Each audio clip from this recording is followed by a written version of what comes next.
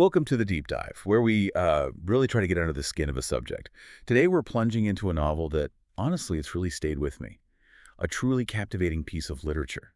It uses this near-future setting to hold up a pretty startling mirror to, well, to us, right now. Oh, Okay, let's unpack this. Our subject today is Kazuo Ishiguro's novel, Klara and the Sun.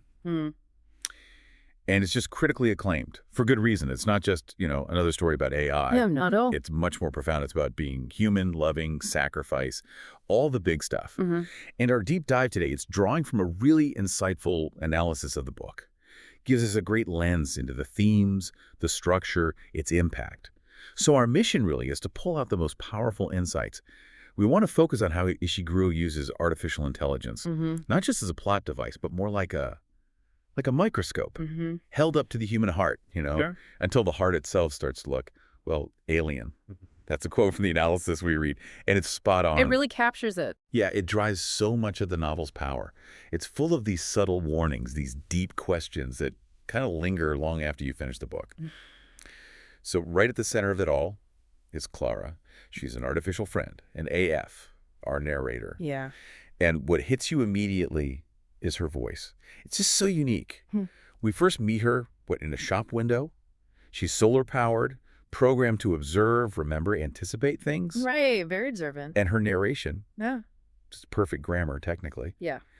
But it feels slightly off-kilter. Yes, exactly. There's a slight strangeness. Someone called it a dialect of wonder and deferential caution. I thought that was lovely. That's a great description. Like when she talks about the sun.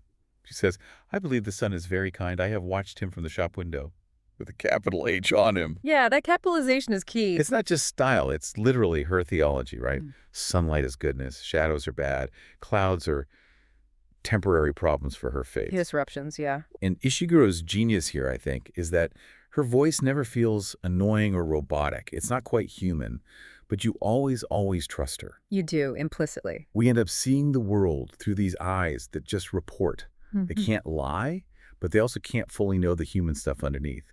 And that gap, the analysis calls it, the novel's moral wound. What's fascinating here is exactly that trust you mentioned. Because she's so reliable in what she sees, but so innocent in understanding it. Ishiguro forces us, the readers, to do the interpretation. We're constantly trying to bridge that gap between her clear sight and our own, let's be honest, often messy understanding of things. Yeah, messy is a good word for it. It makes you really examine your own assumptions about truth, about feelings, even about what being alive really means. It's a very clever way to pull you in. Definitely. And it perfectly sets up this story that looks small on the surface, but the implications are just huge. The structure's interesting, too. It feels almost like a cozy family drama, a domestic story. Right. But underneath, there's this brewing storm. Yeah, that dystopian teacup idea is perfect. Right. You think, okay, rich mom buys an AF for her sick kid. The AF tries to help. Things get complicated. Sounds gentle. Deceptively so. But like you said, that teacup holds a cyclone. Each chapter is basically Klara's daily log, her observations. And slowly, piece by piece, they build up this quiet, but really damning picture of a society. An indictment, yeah. A society that's just sort of accepted eugenics as what? A normal part of parenting. Accepted without much fuss. And the pacing is pure Ishiguro. That slow burn, that slow release thing. Nothing much seems to happen. Until it does. Until everything happens at once. A canceled party, Yeah. a promise broken, this desperate prayer to the sun that might work, or might just be, well, physics. Nuclear fusion, yeah. But it's in that quietness, that gentleness, that the really disturbing future starts to show itself. How does he do that? What does Klara actually see in this world? Well, if we connect this to the bigger picture, this dystopia with the sound off, as you called it, it's maybe the most unsettling part.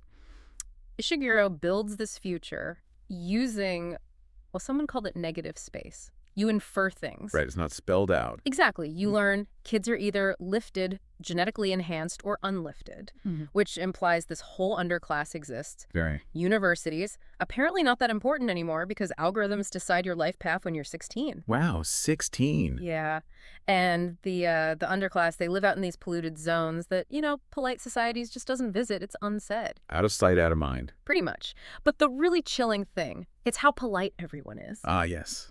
the politeness. Nobody shouts, nobody protests, neighbors apologize before they call security on you, employers give you a severance hug when they fire you. A severance hug. That's bleak. Isn't it? It's not like Orwell with Big Brother shouting. It's more like this gentle, constant lowering of what you expect from life until hope itself is just another thing to be managed. Harvested, packaged, sold back to people who still have some left.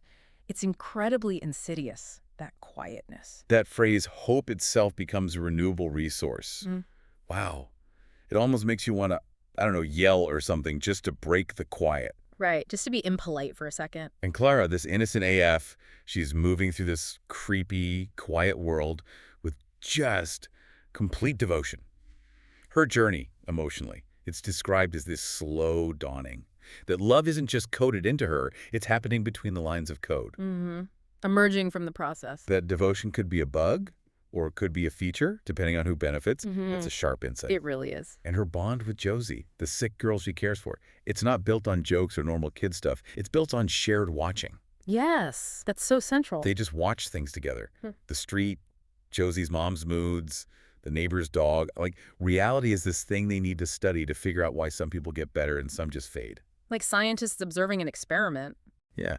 And then, when Josie gets really sick, Klara comes up with this plan. It's wild. She decides she's going to ask the sun, her god, basically, to heal Josie, and she offers herself her own destruction as payment. An incredible leap.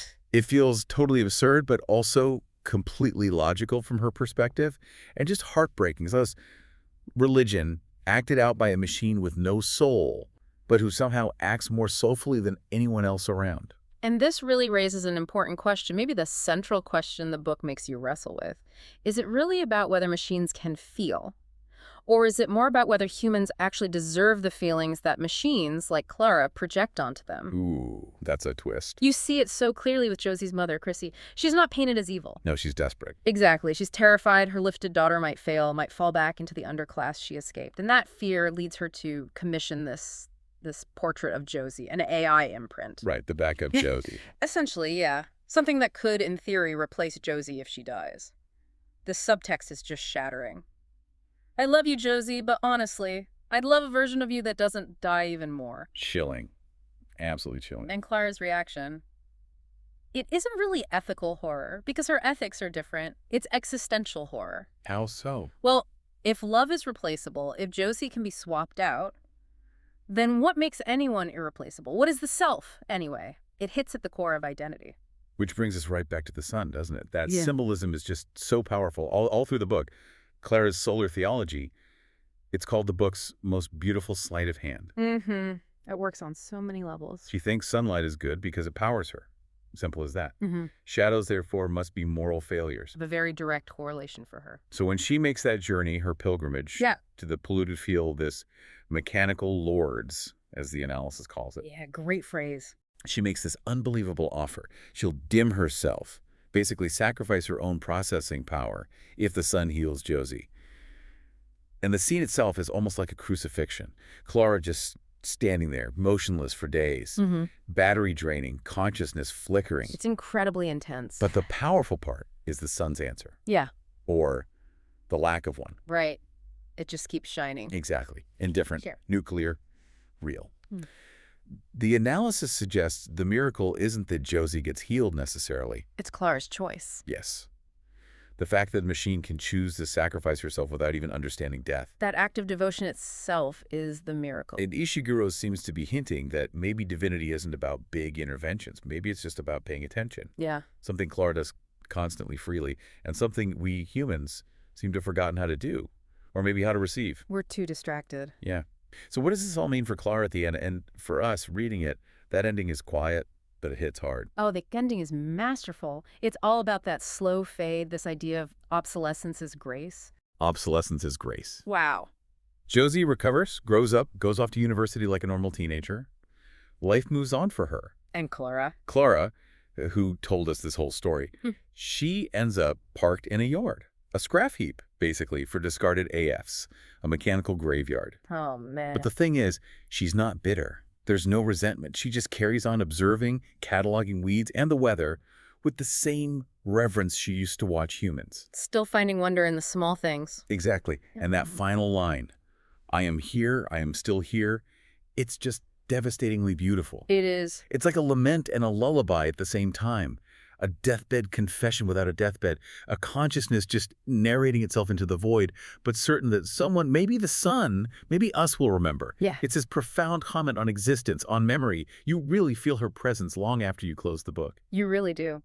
Now, just to offer a bit of balance, some readers do find the book maybe too gentle, too pale. Uh-huh. I've heard that critique. They might miss that sense of rupture, the violence, the revolution, the big sci-fi escape scene. Like they want Blade Runner or something. Maybe. But I think the point, as many critics argue, is that Ishiguro's choice is the point. This dystopia isn't loud and showy. No, it's ambient. Ambient, like carbon monoxide. That's the quote. It seeps in. Yeah. And by refusing that big, spectacular conflict, he makes us look at something maybe even scarier. The quiet ways we erode our own humanity. And I think that quietness, that subtlety, is exactly why Klara and the Sun has resonated so much. Its legacy is quite remarkable. It's being used in AI ethics courses, apparently. Book clubs love it, obviously. But also, kind of surprisingly, in palliative care settings. Really? Palliative care? Yeah, offering comfort, perspective maybe. It's sparked essays on machine theology. There's even a sermon comparing Clara's sacrifice to Christ's. Yeah. But pointing out the crucial difference. Christ supposedly rose again. Klara just rusts. Right. A very different outcome. But maybe the most important legacy is how it gives us a new language to talk about care. How so? It forces us to ask, what if love isn't just a feeling? What if it's also a service, an act of dedicated attention? And what if that kind of service is actually the most honest, most meaningful thing we can offer each other? That's a really powerful thought to sit with. And it leads us right to the novel's sort of final takeaway, the final assessment that brings this whole deep dive together. The ultimate warning isn't that robots will become like us. It's actually much more disturbing. Yeah, it's the other way around. It warns that we humans have already become like machines. Efficient, polite, programmed to look away from any suffering that doesn't fit our algorithm, our goals. Conditioned to ignore. You finish the book, and suddenly you might look at your phone differently, or your smart speaker that knows your playlists, or your car adjusting the seat just for you. You look at them with this suspicious tenderness. Suspicious tenderness. I like that. And Klara's last words, I am here, I am still here, they echo, right? They become this mirror reflecting us, our species, which is increasingly not here. We're distracted, scrolling somewhere else entirely. Lost in the feed. Yeah. And the reflection, it doesn't feel angry, but it feels imploring, like it's begging us. Stay, pay attention, remember the light. And that message, delivered through this very gentle, almost polite dystopia, it really does push us to look at our own lives. So maybe a final thought for you to consider as you go about your day. Think about the politeness in your own world. The conveniences. Are there things you're accepting, maybe mistaking for progress, that are actually subtly eroding something important? Your ability to connect, maybe. Yeah. Your own humanity. What are you politely looking away from today?